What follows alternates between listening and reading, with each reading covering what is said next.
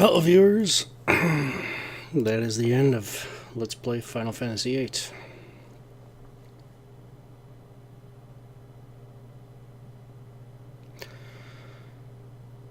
Now for some thoughts.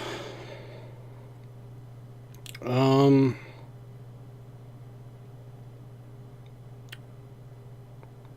guess one thing I can address is obviously the direction that Square Enix is going with regards to remakes and remasters and everything like that. Obviously, there's the remake of Final Fantasy VII coming up, probably in the next year or so. Actually, I haven't heard too much about it since, I guess, earlier last year, but obviously that's coming along. They know, and the Lord knows when it'll finally be released. And I guess kind of probably not that important to discuss about it is the whole episodic thing, and some people being upset about it. If you really think about it, the original is episodic. It's just it comes on 3 different discs, and it comes with all 3 discs at once, kind of thing. So think of it kind of like that. But anyways, we should get along fine. So back to Final Fantasy VIII. Obviously, this was the very first LP I ever did. This game. And even now, just watching through all the credits and the end credit scenes and still some familiar emotions cropped up. Most notably, Laguna and Rain.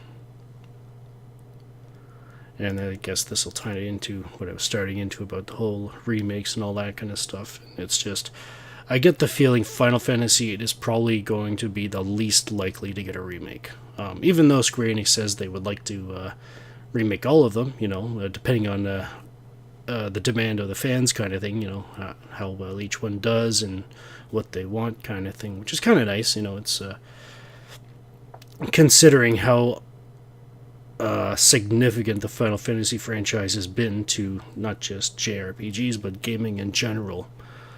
They just obviously the absolute insanity that took off once they announced the Final Fantasy VII remake. But Final Fantasy VIII to me feels like it'd probably be the last one to get a remake, simply because, one, in terms of graphic wise, it doesn't really need it.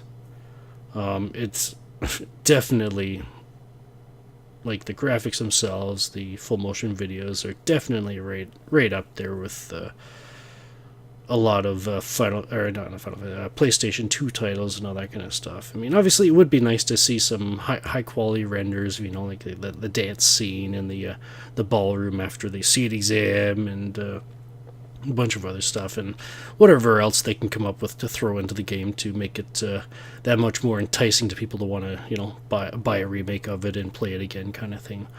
I feel like I played through this game as kind of as they intended, but with the extra knowledge of the ultra grind kind of thing, using the stat bonus abilities to all the way through from their initial levels up to level 100. I feel like that's, and also the knowledge of which spells were best to accumulate in junction, all that kind of stuff. So aside from that, I feel like I played through it the way the developers wanted us to.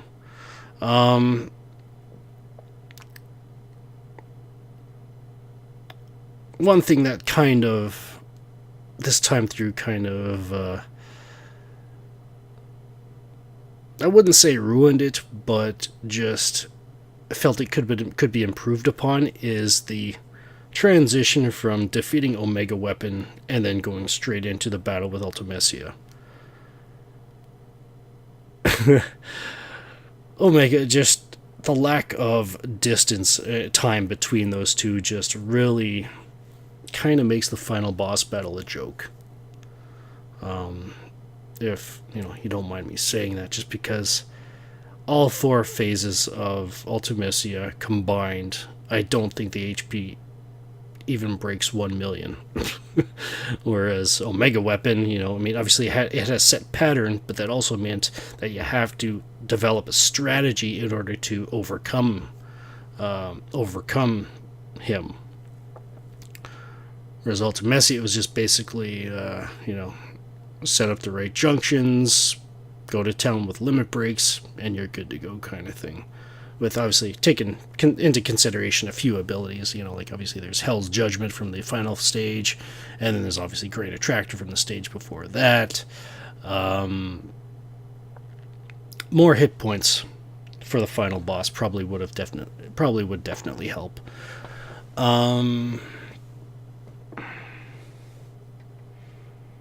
Just because it's supposed to be such an epic battle, and that we've been working up to this for the entire game.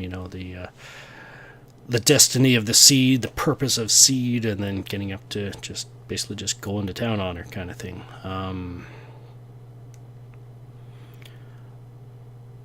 I guess one thing I can definitely say I'm still bitter about with regards to this game is the fact that it goes back to Laguna and Rain. Of everything throughout those end scenes, seeing them again, seeing them deciding to get married and all that stuff, it still definitely had the most emotional impact on me. Still tugged on me. And I think I mentioned this previously, is that I think that most of the content that Square removed from the game,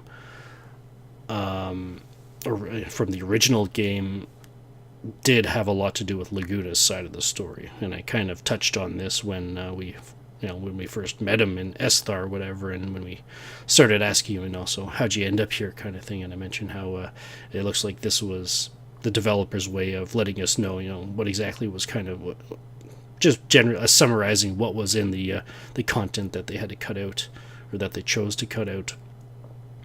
I mean, I can understand, being a PlayStation 1 game, and the game being 7 discs long originally, from what I hear, and then wanting to, cut it down to a more manageable size. Basically, if you think about it, disc 4 for this game was basically just Ultimecia Castle, and a few things you could do in the normal world kind of thing, the triple triad and everything like that.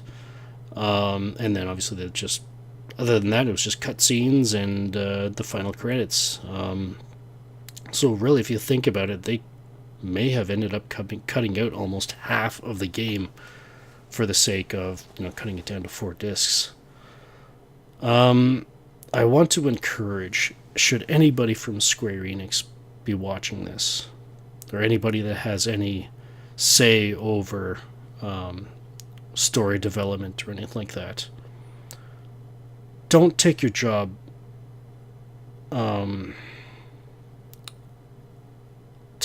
seriously. I mean, I don't mean that in a disrespectful manner. By all means, I don't. This is definitely still one of my favorite Final Fantasies, probably in the top 3, along with Final Fantasy X and Final Fantasy I.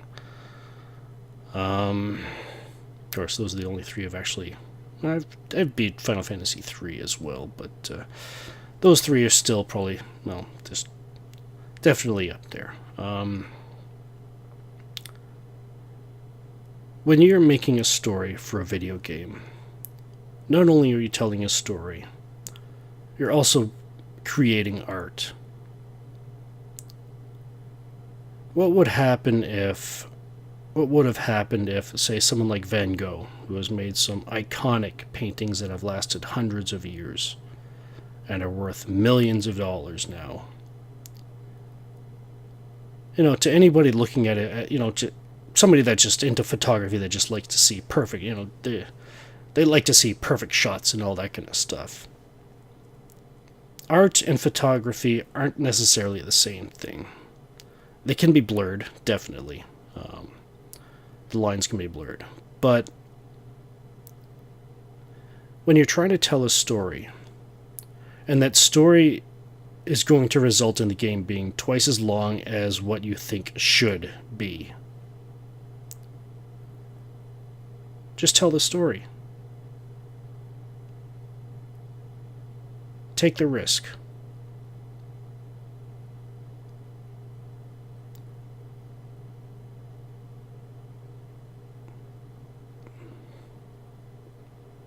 Because I, for one, would love to get the chance to experience the Laguna side of the story more than what we did.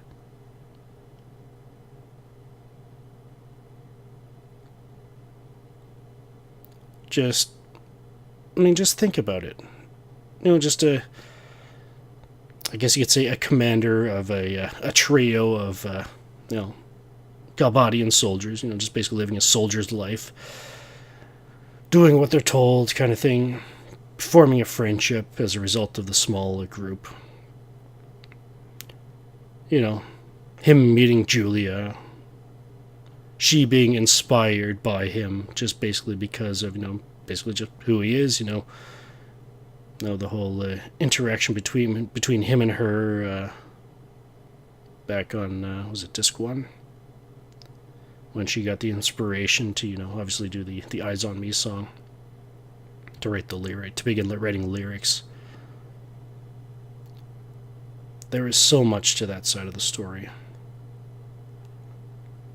The fact that we didn't get most of the story, and it's just seeing Laguna and Rain, and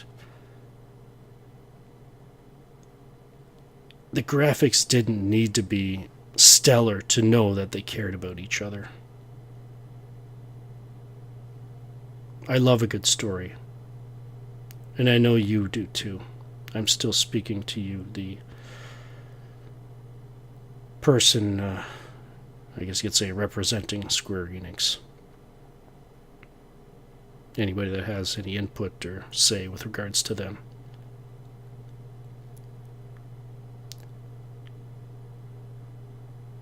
Obviously the battle the battle mechanics, the battle system in this game, where it was complicated, it was complex, but it wasn't difficult, which is a perfect setup to tell a great story. I believe. Being able to mix and mash kind of spells just to see what you can accomplish with them, have some fun in that. Getting creative with it, with people's stats and junctions and everything like that, trying to figure out the best way to junction everything like that kind of stuff. And having fun up until you get to experience the next part of the story. The music itself, hands down. You don't need to improve, quote-unquote, improve upon that, because it's definitely, many people believe it's one of the best soundtracks that you guys have ever come up with, that has ever come out of Square Enix. Especially for the Final Fantasy franchise.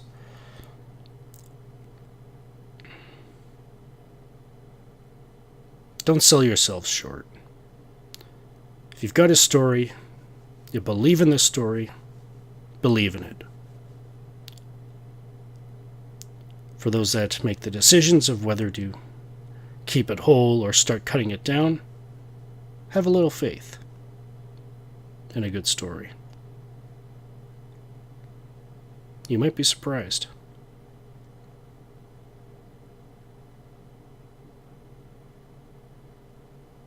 Anyways, that is definitely one thing. Should Square Enix ever decide to remake Final Fantasy VIII, I hope they still have that content, and I hope they decide to include it. I think that would be enough to get me to buy it again.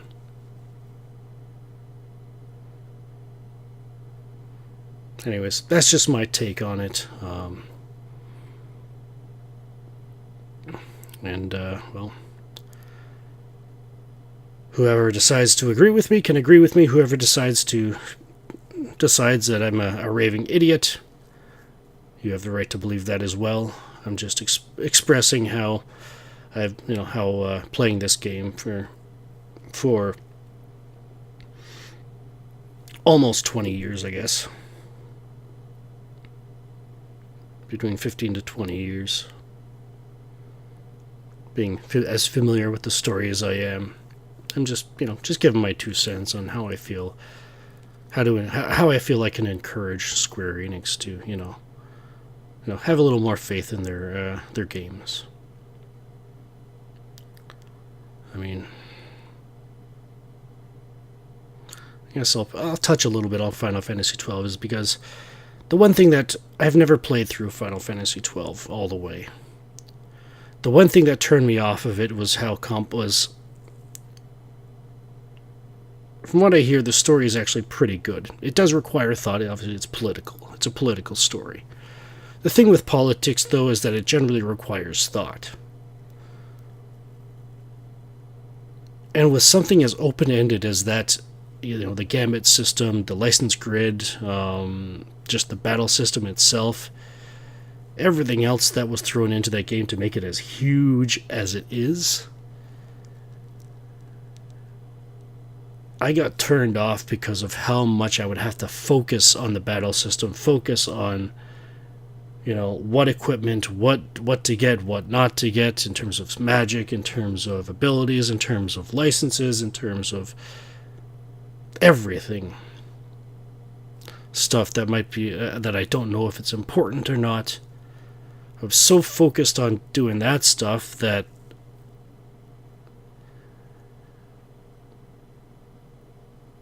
I wasn't able to enjoy the story as much.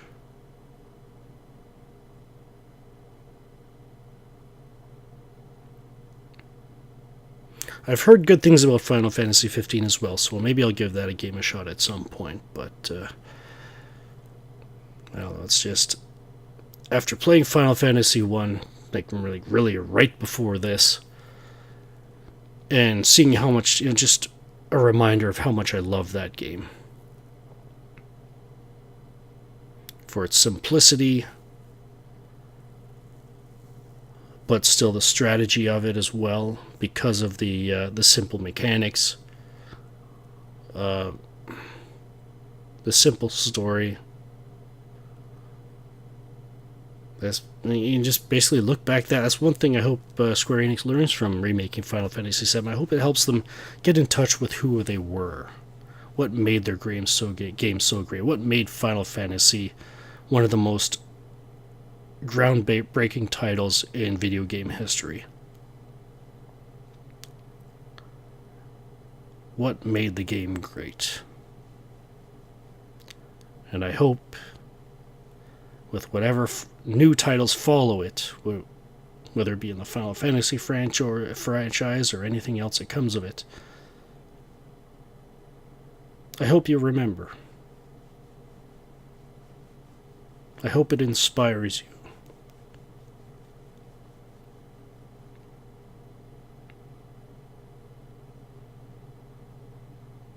And I wish you the best. Anyways, to my viewers, faithful and loyal as you have been over the years, I want to say thank you very much for joining me on this journey. I enjoyed it, as much as some things were a pain in the butt to prepare for it, but that's just my own fault. But ultimately, obviously, I did enjoy it. Seeing the results of the battles, or the junctioning and all that kind of stuff, and the results of making full use of the bonus abilities, and I guess you could say that was kind of like a bucket list thing for me, just to see what it was like to play through the game like that. And I enjoyed. I experienced it. I enjoyed it. I don't know if I'd ever do that again. Maybe if I find a more effective way to do it, but I think I don't think there's much else I could do to make it, to improve upon how I did it. But in terms of cutting down on unnecessary time kind of things. So, but time will tell whether I want to start whether I play it again. I probably will, but Anyways, that's been me rambling on long enough. I didn't want to talk through the cutscenes and credits or whatever, just to get the full. Get the full effect of the game itself, pay the respect to the game that I just played, and if you're still looking at this black screen right now, listening to me to ramble on, I definitely thank you for your patience, and definitely thank you for watching. And I hope to see you again in the next LP. This is Intrepid83 signing off. Thank you all so very much for watching this. Thank you for your support. Thank you to Square Enix for making such an iconic game and realizing how iconic it is and constantly going back to it and trying to improve upon it, you know, and everything like that. And well, here's to a long and successful endeavor to all of us, all of you, all of my viewers.